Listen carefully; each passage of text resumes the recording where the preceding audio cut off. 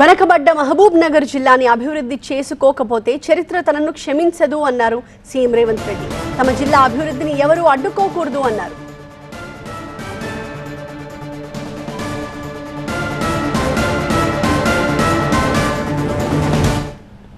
నా జిల్లాకు నిధులు కేటాయించి సాగునీటి ప్రాజెక్టులను పూర్తి చేసుకోకపోతే చరిత్ర క్షమించదు. అందుకే దయచేసి మా జిల్లా అభివృద్ధిని అడ్డుకోకండి.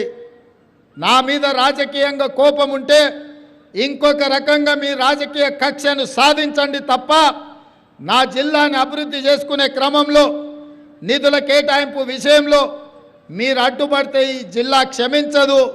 చరిత్రలో మీరు చరిత్రహీనులుగా మిగిలిపోతారు.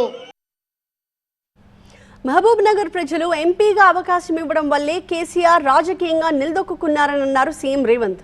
గతంలో బీఆర్ఎస్ నేతలు వారి ప్రాంతాలను అభివృద్ధి చేసుకున్నారని, ఇప్పుడు సొంత ప్రాంతాలని అభివృద్ధి చేసుకునే అవకాశం తమకు వచ్చిందని అన్నారు. ఆనాడు మిమ్మల్ని పార్లమెంటుకు పంపించి భుజాల మీద మోసింది ఈ జిల్లా యువకులు. ఆ కృతజ్ఞత మీరు మర్చిపోవద్దు.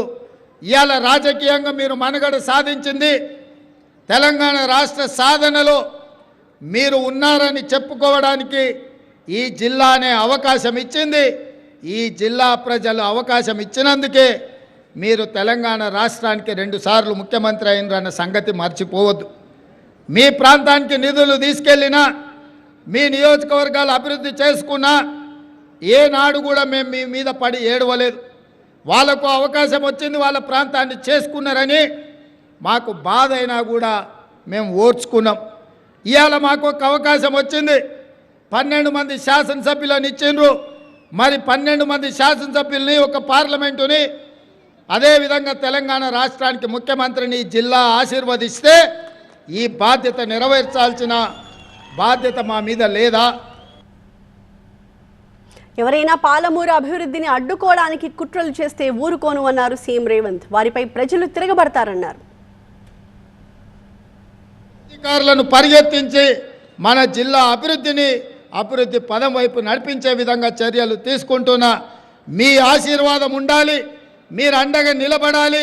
మన జిల్లాకు లేక ఒక అవకాశం వచ్చింది, వాడో వీడో కాళ్ళలో కట్టెబెట్టాలని, కుట్రలు చేయాలని, పాలమూరు ఆత్మగౌరవాన్ని దెబ్బతీయాలనే ప్రయత్నం చేస్తే పాలమూరు బిడ్డలు అండగా నిలబడి తట్టపని పారపని చేసిన మన చెమట, ఎవరైనా కుట్రలు చేస్తే మన కష్టాలలో నుంచి వచ్చిన చెమటలోనే కొట్టుకుపోతారని మీ అందరి తరపున తెలియజేస్తూ మీ అందరి దగ్గర సెలవు తీసుకుంటున్న మిత్రులారా.